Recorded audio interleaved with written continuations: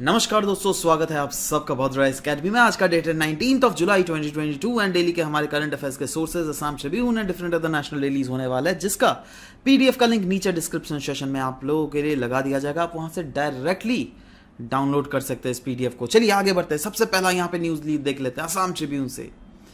EWS certificate के criterias को Assam government के द्वारा मॉडिफाई किया गया। असम के स्टेट कैबिनेट ने बेसिकली मॉडिफाई किया गया। नाउ मॉडिफाई क्या क्या किया गया है, देखो, रूरल एरियाज, अर्बन एरियाज और सिटीज के क्राइटेरिया जो है ना अलग अलग है ईडब्ल्यूएस के अंडर आपको इनरोलमेंट होने के लिए। ईडब्ल्यूएस मतलब इकोनॉमिकली वीकर सेक्शंस। देखो अभी तक क्या होता था ना, जो रिजर्वेशन जो दिया जाता था, एक था एससी एसटी को तो दिया ही जाता था, ओबीसीज को भी मिलता था, बट ओबीसीज का क्रीमी लेयर को नहीं मिलता था। ओबीसी के नॉन क्रीमी लेयर को मिलता है, अभी भी मिलता है इनफैक्ट, है ना, इनको नहीं मिलता है ना। ये तो है, बट साथ ही साथ एक अलग सा भी रिजर्वेशन लाया गया है। वो रिजर्वेशन है ईडब्ल्यूएस कैटेगरी के लिए। और ये जो ईडब्ल्यूएस कैटेगरी है, इनमें कुछ कुछ क्राइटेरियाज है rural, urban as well as cities के लिए अलग अलग है, हर स्टेट्स के लिए, राइट। तो असम स्टेट के लिए भी अलग था। जैसे रूरल रीजन में आपका एनुअल इनकम तो 8 लाख से कम होना ही चाहिए, बट साथ ही साथ जो आपके पास जमीन है ना, पहले था क्राइटेरिया 15 बीघा तक होना चाहिए, बट अभी उस क्राइटेरिया को बढ़ाकर 30 बीघास कर दिया गया है। ठीक है, पहली बात। दूसरा, अर्बन एरिया में पहले 1 बीघा तक का जमीन आपका हो सकता था, बट अभी 2 बीघा तक का जमीन भी होने से चलेगा। समझ रहे हो बात। नाउ एनुअल इनकम लेकिन इस केस में भी 8 लाख ही है ना, पेरेंट का। Next is cities. सिटीज के अगर देख ले तो 8640 स्क्वायर फीट ऑफ लैंड जो है ना, वह आपका सिटी में मैक्सिमम इतना तक ही होना चाहिए, और जो घर बना हुआ होना चाहिए ना, वो 2000 स्क्वायर फीट का बिल्डअप एरिया होना चाहिए। और सिटीज में भी सेम है, एनुअल इनकम जो है 8 लाख से कम ही होना चाहिए आपके पेरेंट्स का। ठीक है, तो ये सब क्राइटेरियाज दिए हुए इस आर्टिकल में, बट साथ ही साथ और भी कुछ इंफॉर्मेशन दी गई थी जो कि मैं आपके साथ शेयर करना चाहता हूं, जहां पे लिखा गया था दैट स्टेट गवर्नमेंट एक्वायर कर रही है 4000 square feet of land in Maharashtra, जहां पर स्टेट गवर्नमेंट बिल्ड करेगी असम कॉम्प्लेक्स को, जिसमें नामघर, ऑडिटोरियम, म्यूजियम और साथ ही साथ गेस्ट हाउस को भी बनाया जाएगा। अब ये सब नामघर, ऑडिटोरियम, म्यूजियम्स रहेंगे, तो कहीं ना कहीं इनडायरेक्टली हम लोग बोल ही सकते हैं दैट जी हाँ, असम के रिच कल्चर एंड हेरिटेज को प्रमोट करने का वन ऑफ द एम जरूर है ये के थ्रू। ठीक है, नेक्स्ट, असम ट्रिब्यून में ये न्यूज लिया गया रिगार्डिंग पंजाब नेशनल बैंक का एक स्कीम है जिसको हम लोग कहते हैं रक्षक प्लस स्कीम, राइट। तो उसी के लिए पंजाब नेशनल बैंक और असम राइफल्स ने एक मेमोरेंडम ऑफ अंडरस्टैंडिंग साइन किया है, जिसके तहत इस स्कीम के बेनिफिट्स बेसिकली वेरियस बेनिफिशियरीज को मिलेंगे। और वो बेनिफिशियरीज हैं कौन कौन? सेंट्रल आर्म्ड पुलिस फोर्स तो है ही, बट साथ ही साथ state police force, metro police, retired defence pensioners भी होंगे, है ना। और इसमें क्या है ना, दैट पर्सनल एक्सीडेंट का इंश्योरेंस मिलेगा इन लोगों को। पर्सनल एक्सीडेंट मतलब बाई चांस, सोचो ये डिफेंस पर्सनल है, ठीक है, इनका बाई चांस खुदा ना खास्ता एक्सीडेंट हो गया, राइट, तो उस केस में उनको बेसिकली रिन्यूमरेशन मिलेगा। यही नहीं, इनके फैमिलीज को, दैट इज इनकी बीवी को, इनके बच्चों को एयर एक्सीडेंट का इंश्योरेंस मिलेगा for the members of the military forces who are not serving, या फिर हु आर रिटायर्ड, या फिर जो ट्रेनिंग कर रहे हैं, उन लोगों को लिए भी यह स्कीम बनाया गया है। ठीक है, याद रखिएगा, रक्षक प्लस स्कीम इंश्योरेंस स्कीम है। नेक्स्ट भी असम ट्रिब्यून से लिया गया रिगार्डिंग इंडियन प्रेसिडेंशियल इलेक्शन। वैसे तो देख लीजिएगा अभी काउंटिंग हो रहा है, राइट, एंड या जब मैं रिकॉर्ड कर रहा हूं इस वीडियो को, एंड पार्लियामेंटेरियंस, लेजिस्लेचर्स, सब ने 15th प्रेसिडेंट के इलेक्शंस के लिए वोट जरूर किया है। एग्जाम्यूटेबिलिटी पॉइंट ऑफ व्यू से GS2 पार्लियामेंट के से इस टॉपिक से रिलेट कर सकते हैं। अब इसको थोड़ा अच्छे से हम लोग देखते हैं। ठीक है, इंडियन प्रेसिडेंट इलेक्ट कैसे किए जाते हैं? क्या ये directly people of India elect करते हैं क्या? नहीं, people of India Indian president को डायरेक्टली इलेक्ट नहीं करते हैं। रादर इंडियन प्रेसिडेंट जो है इनडायरेक्टली इलेक्ट किए जाते हैं by an electoral college system, जहां पर वोट कास्ट किए जाते हैं by national law makers as well as state level law makers भी, राइट। अच्छा, इन जो भी इलेक्शन होगा ना, ये सब कुछ कंडक्ट और ओवरसी किया जाता है by election commission of India. और सवाल होता है इस इलेक्टोरल कॉलेज सिस्टम में जो है ये किस किस का बना हुआ रहता है। जैसे कि मैंने बोला नेशनल लॉ मेकर्स और स्टेट लेवल लॉ मेकर्स होते हैं, तो of course national law makers में इलेक्टेड मेंबर्स होते हैं upper as well as lower house, that is Rajya Sabha as well as Lok Sabha का। ध्यान दीजिएगा, मैं इलेक्टेड मेंबर्स की बारे में बात कर रहा हूं, नॉमिनेट के बारे में नहीं बात कर रहा हूं, ठीक है। और दूसरा है elected members of legislative assemblies of state या फिर यूनियन टेरिटरीज जिनका लेजिस्लेचर है, जिसमें दिल्ली और पुडुचेरी भी आता है। समझ रहे हो बात? तो इन सब के इलेक्टेड मेंबर्स इसमें पार्टिसिपेट करते हैं। नाउ कॉन्स्टिट्यूशनल प्रोविजंस अगर देखें तो प्रेसिडेंट के रिलेटेड आर्टिकल 54 है जहां पर इलेक्शन ऑफ प्रेसिडेंट के बारे में बोला गया है। आर्टिकल 55 है जो क्या बोलता है मैनर, जिस मैनर के थ्रू प्रेसिडेंट को इलेक्शन किया जाएगा। आर्टिकल 56 है which talks about the terms of office of the president. Article 57 है जो क्या एलिजिबिलिटी फॉर री इलेक्शन के बारे में बोलता है। और आर्टिकल 58 है which talks about the qualification of election as president. ठीक है, तो ये सारे कॉन्स्टिट्यूशनल प्रोविजंस है जिसके बारे में मतलब बेसिकली आपको पढ़ना भी पड़ेगा। नाउ देख लेते हैं कौन कौन से ऐसे स्टेट हैं जहां से, क्योंकि देखो हम लोगों ने क्या बोला, इलेक्टोरल कॉलेज जो होता है वो Lok Sabha as well as Rajya Sabha तो होता ही है, बट साथ ही साथ डिफरेंट स्टेट के लेजिस्लेचर से भी तो होता है ना। तो वेरियस स्टेट लेजिस्लेचर में नंबर्स के ऊपर डिपेंड करता है दैट कौन सा स्टेट का ज्यादा इंफ्लुएंस होता है। तो सबसे ज्यादा बताइए कहां पर इंफ्लुएंस होगा? उत्तर प्रदेश में, जी हां 208 सीट्स, राइट। राजस्थान, केरला, तो ये सब देख लीजिए ओवरऑल सबसे ज्यादा किन किन स्टेट से बेसिकली सीट्स मिलता है। वैसे अगर लद्दाख यूनियन टेरिटरी देख लीजिएगा यहां से, लेकिन कोई एमएलए का कोई रोल यहां पर नहीं होने वाला है। ठीक है, नेक्स्ट दोस्तों पीआईबी से ये न्यूज लिया गया था, बहुत ही ज्यादा इंपॉर्टेंट, मुझे पता नहीं क्यों लग रहा है ये legal metrology package commodity rules के रिलेटेड है ना। नाम भी ऐसा है ना, अगर दे दिया ना नॉर्मल बंदे तो समझ ही नहीं पाएंगे क्या है ये ना। पहली बात तो सेंटर ने अमेंड किया है अपना प्रीवियस रूल्स जो क्या था, legal metrology package commodity rules 2011 के बारे में। Exam utility point of view से GS2 के इस टॉपिक से आप इसको आराम से रिलेट कर सकते हैं ना। डिपार्टमेंट ऑफ कंज्यूमर अफेयर्स ने इसके बारे में बेसिकली अलाउ कर दिया गया है, इस रूल्स के थ्रू अलाउ कर दिया गया है इलेक्ट्रॉनिक प्रोडक्ट्स को, जिससे बोला गया है दैट कोई भी अगर इलेक्ट्रॉनिक कंपनी हो जो कि इलेक्ट्रॉनिक प्रोडक्ट मैन्युफैक्चर कर रही हो तो उनके लिए यह मैंडेटरी हो जाएगा दैट QR कोड के थ्रू वो प्रोडक्ट के रिलेटेड वेरियस इंफॉर्मेशंस डाले। जिन्होंने और नहीं डाला है ना तो वो 1 साल के अंदर अंदर जल्दी से डाले, अगर नहीं डालेंगे तो फिर कार्रवाई आपके ऊपर की जाएंगी ना। सवाल होता है अमेंडमेंट लाए क्या गए हैं भैया? तो लाए गए हैं QR कोड के रिलेटेड। बोला गया है दैट इलाबोरेटेड इंफॉर्मेशन होनी चाहिए थ्रू QR कोड, मतलब भले ही उस लेवल के पैक में आपका ना हो बट एक QR कोड दे दो, उस QR कोड को स्कैन करके जिससे कंज्यूमर पता कर सके दैट हाँ क्या क्या कैसे कैसे एक्चुअली मतलब सारे डिजिटल फॉर्म में इंफॉर्मेशन जो है इलाबोरेटेड वे में उनके मिल जाए, राइट। ये तो पहली बात हुई। दूसरी बात, important declarations to be declared effectively, that is बोला जा रहा है it will allow important declarations to be declared effective on the level of package which is to be conveyed to the consumer through the QR code. Next, greatest use of technology. Of course इस digital era में आप simply QR code को scan करके अगर आपको सब कुछ information मिल जाए जिसमें एड्रेस क्या है मैन्युफैक्चर का, पैकर का, इंपोर्टर का, राइट, या फिर उस कोई के ऐसे कमोडिटीज होते हैं ना जिनका जेनरिक नेम हमें नहीं पता, जैसे आप ले लो फेविक्विक हम लोग मानते हैं हाँ वो फेविक्विक, बट एक्चुअली उसका जेनरिक नेम अलग है यार, समझ लो बात। तो चीजें कुछ ऐसी चीज होती है जिनका जेनरिक नेम जो है वो सब नहीं डाला हुआ रहता है, right. Size and dimension of the commodity, customer details except the telephone number and email address, तो ये सब कुछ मैंडेटरी चीज है जो क्या डिक्लेयर करना पड़ेगा। यही नहीं, इसको डिक्लेयर करना पड़ेगा as per the legal metrology package commodity rules of 2011, right. Now next दोस्तों न्यूज देख लेते हैं, इंडियन एक्सप्रेस से न्यूज लिया गया regarding election of office of vice president. देखो प्रेसिडेंट का तो हम लोगों ने डिस्कस किया ही, बट वाइस प्रेसिडेंट का न्यूज क्यों में था ना, क्योंकि ऑपोजिशन ने संडे को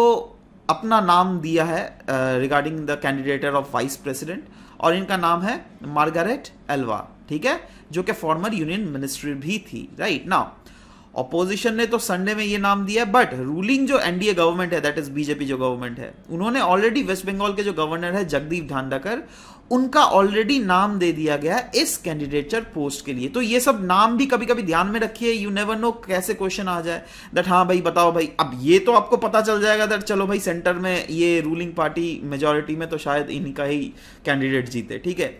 बट ऐसा भी तो क्वेश्चन आता है ना दैट हाँ भाई बताओ दैट रिसेंटली जो ऑफिस ऑफ वाइस प्रेसिडेंट के लिए इलेक्शन हुआ था, तो उसके लिए जगदीप धांडेकर के खिलाफ किन को अपोजिशन पार्टी ने उतारा था, राइट।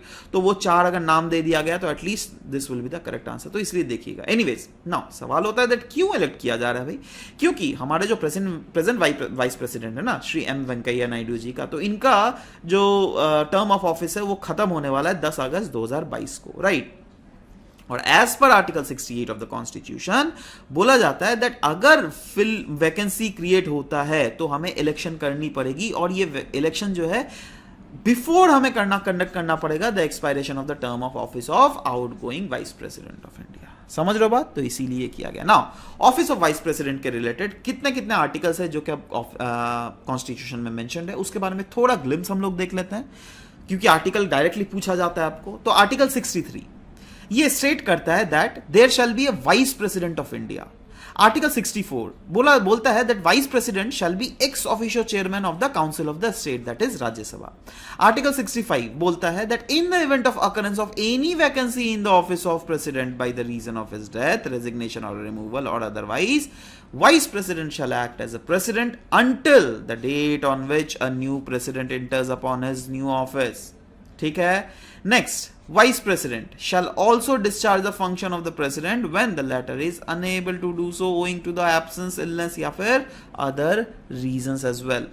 इलेक्शंस अगर बात करें वाइस प्रेसिडेंट के बारे में, तो आर्टिकल 324 ऑफ द कॉन्स्टिट्यूशन बोलता है दैट देखो वो प्रेसिडेंशियल इलेक्शन हो या वाइस प्रेसिडेंशियल इलेक्शन हो, राइट, तो 2 कानून बेसिकली बनाए गए, presidential and vice presidential election 1952 and presidential and vice presidential election rules 1974।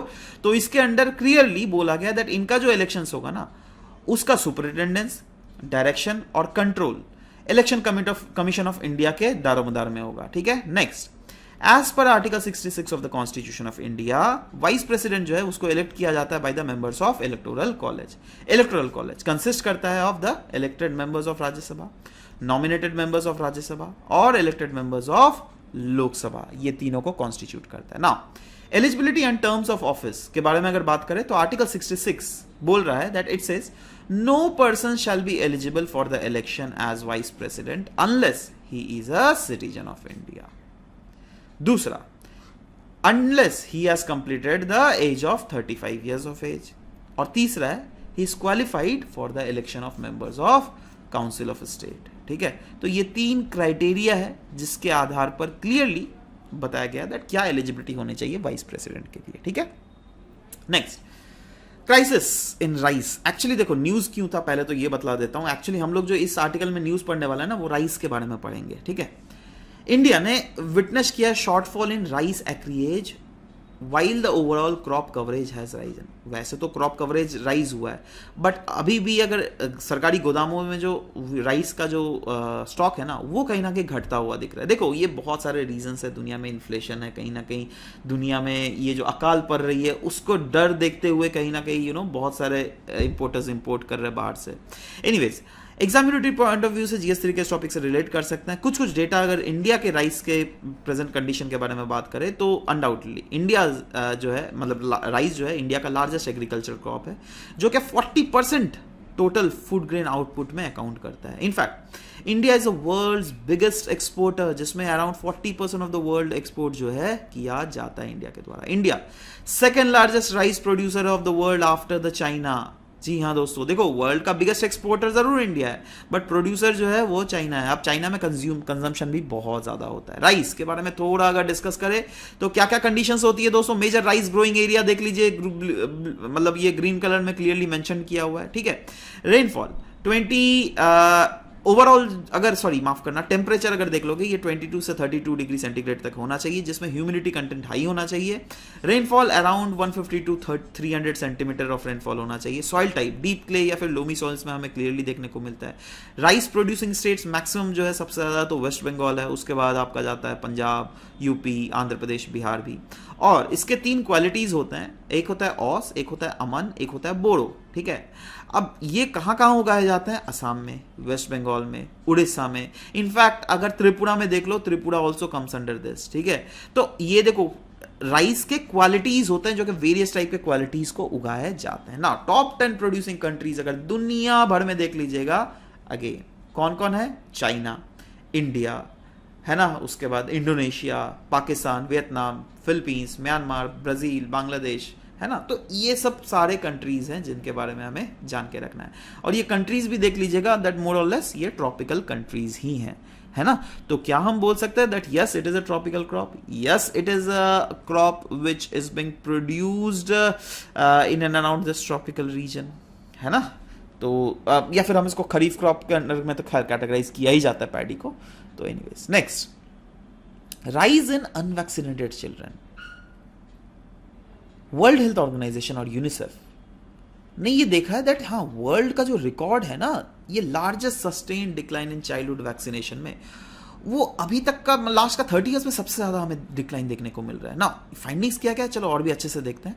Number of children who were unvaccinated या फिर जिन्होंने first dose of diphtheria, tetanus और पर्ट्यूसिस वाला कंबाइंड वैक्सीन को जो मिस कर गया है, वो नंबर जो है ना वो बढ़ रहे हैं। अंटिल द पैंडेमिक बोला जा रहा है इंडिया ने काफी ज्यादा इंप्रूव किया immunisation coverage from national family health survey 3 में अगर देख लीजिएगा ये 43% था, बट इसको बढ़ाकर नेशनल फैमिली हेल्थ सर्वे 4 का अगर रिपोर्ट देख लीजिएगा ये 62% था।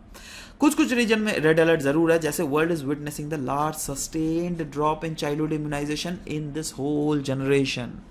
जब भी हम लोग चाइल्ड इम्यूनाइजेशन की बात करें तो मिशन इंद्रधनुष की बात अगर नहीं करे तब बिल्कुल फीका हो जाता है। मिशन इंद्रधनुष लॉन्च किया गया था गवर्नमेंट ऑफ इंडिया के द्वारा सन 2014 में, जिसका मेन एम यही था दैट स्ट्रेंथन और री एनर्जाइज करना है प्रोग्राम को and achieve full immunisation coverage for all the childrens and well as pregnant womens. Now the ultimate goal क्या था मिशन इंद्रधनुष का? वो यही था दैट जिससे इंश्योर किया जा सके full immunisation with all the available vaccine for children up to 2 years of age and pregnant womens as well, है ना। यही नहीं, इंटेंसिफाइड मिशन इंद्रधनुष के बारे में देख लेते हैं दोस्तों। इंटेंसिफाइड मिशन इंद्रधनुष की अगर बात करें तो इसको लॉन्च किया गया था अक्टूबर 2017 में, और इसके अंदर that is intensified mission Indradhanush के अंदर ज्यादा फोकस दिया जाता है on urban areas which were on the gap of mission Indradhanush. It focuses to improve the mission Indradhanush coverage in selected district as well as cities in order to ensure full immunization to more than 90%, है ना। चलो ये तो data को आप थोड़ा side में रखो, क्योंकि देखो पहले मिशन इंद्रधनुष आया, उसके बाद इंटेंसिफाइड मिशन इंद्रधनुष आया, उसके बाद जो है ना इंटेंसिफाइड मिशन इंद्रधनुष 2.0 आया, है ना, जिसका जो इसलिए किया गया था जिससे मार्क किया जाने वाला था 25 years ऑफ pulse polio programme. Right now it had target of full immunisation coverage 272 district में, 27 स्टेट में, and it aims to achieve at least 90% pan immunization coverage by the year 2022। उसके बाद आया इंटेंसिफाइड मिशन इंद्रधनुष 3.0 जिसको लॉन्च किया गया था सन 2021 को, जिसका फोकस था was the children and pregnant women who has missed the vaccine doses due to COVID-19 pandemic। Beneficiaries जो है ये इसके फ्रॉम द माइग्रेशन एरियाज भी है and they are hard to reach areas where the targeted as their might चलो मतलब वैसे migration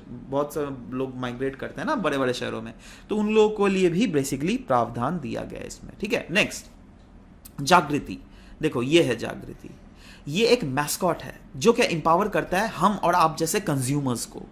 पर सुना है आपने, जागो ग्राहक जागो, इसका मतलब क्या? दैट सोचो आपके एमआरपी में आपने कोई कोल्ड ड्रिंक्स का बोतल खरीदने गया, अब मैं कोल्ड ड्रिंक्स का ही एग्जांपल ले रहा हूं लेकिन, है ना, वहां पे लिखा हुआ है 40 रुपए, बट आपसे लिया जाता है 45 रुपए लिया जाता है ना। क्या बोलते हैं वो लोग? दैट हाँ 5 रुपए हम लोग कोल्ड करने का ले रहे हैं, है ना। और आप अगर मना करेंगे तो बोल देंगे दैट नहीं जाओ भागो नहीं देंगे, है ना। देखो ऐसा करना नहीं चाहिए, लेकिन क्योंकि एमआरपी का मतलब ही होता है मैक्सिमम रिटेल प्राइस, एमआरपी का मतलब ही होता है दैट उसमें फ्रीजिंग का कॉस्ट इंक्लूडेड होना चाहिए उस टाइप के प्रोडक्ट्स में, है ना। तो वही चीज यहां पर भी बोला गया है that it will spread awareness about the consumer rights, the consumer protection act 2019, hallmarking the provisions of weights and measures act. Other initiative जैसे इसके सेक्टर में जागो ग्राहक जागो कैंपेन है, national consumer helpline, consumer welfare fund जिसको launch किया गया था भाई department of consumer affairs के द्वारा, ठीक है। तो ये सब थोड़े मोड़े चीज़ें जो है थोड़ा फैक्चुअल बेसिस पे ज़रूर से याद रखना आपको लिए बहुत ज़्यादा इंपॉर्टेंट हो जाता है। अब एमसीक्यूज़ के बारे में आता है दोस्तों। एमसीक्यूज़, कल एमसीक्यूज़ कुछ पूछा गया था। सबसे पहला एमसीक्यू था दैट इनमें से कौन सा has been constituted under the environmental protection act of 1986। तो correct option was C, right. दूसरा था प्रधानमंत्री फसल बीमा योजना के बारे में रिलेटेड दो इंफॉर्मेशंस थे, जिसमें central government has capped the centres premium subsidy equal, नहीं अनइक्वल होता है। इरिगेटेड एरियाज के लिए थोड़ा कम है, 25% है, अनइरिगेटेड एरियाज के लिए 30% है, बट यहाँ पे इक्वल दिया तो this is wrong, right.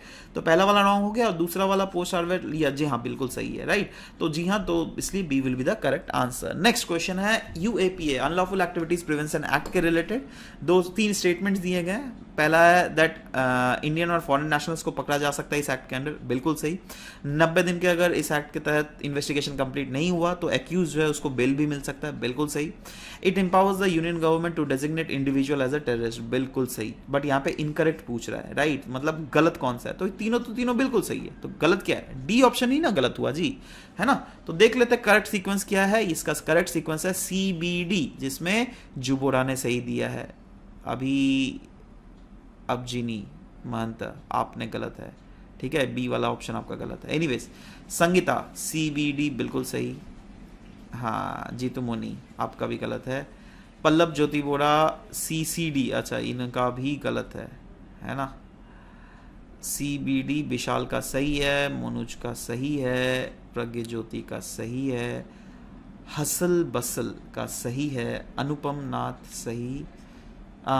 Jintu देखना गलत किया आपने। झरना देवनाथ आपने भी गलत किया। गार्गी सही है। Abdul, very good Abdul. चलो आज के आंसर्स दो आप। With reference to election of office of vice president of India consider the following statement. 2 statement दिए जा रहे हैं। पहला, सुपरिटेंडेंस डायरेक्शन और कंट्रोल जो किया जाता है वाइस प्रेसिडेंट ऑफ इंडिया का, वो वेस्ट किया जाता है इलेक्शन कमीशन ऑफ इंडिया के ऊपर। दूसरा है, to get eligible for the election of vice president of India one has to complete the age of 25 years. आपको बताना है इनमें से कौन सा स्टेटमेंट सही है, correct. 1 only, 2 only, both 1 and 2, या फिर neither 1 nor 2. Next, Os, Aman, Bodo are the types of which among the following crops types in India? Wheat, oilseeds, maize या फिर rice. Next, which with reference to legal metrology rules, consider the following statement. The Department of Consumer Affairs administers the legal metrology laws. दूसरा है, the legal metrology package commodity rules 2011 are primarily intended to ensure that the consumers are able to make informed choices by being informed of essential declaration on the pre-packaged commodities. आपको बताना है कौन सा इसमें सही है। 1 only, 2 only, both 1 and 2, neither 1 nor 2. नीचे comment section में I'll be waiting for your answer to come up. This was all about the discussion for today's class. We'll be meeting in next session. Till then, bye bye, take care and thank you guys. Thank you for listening to the whole video. Thank you very much.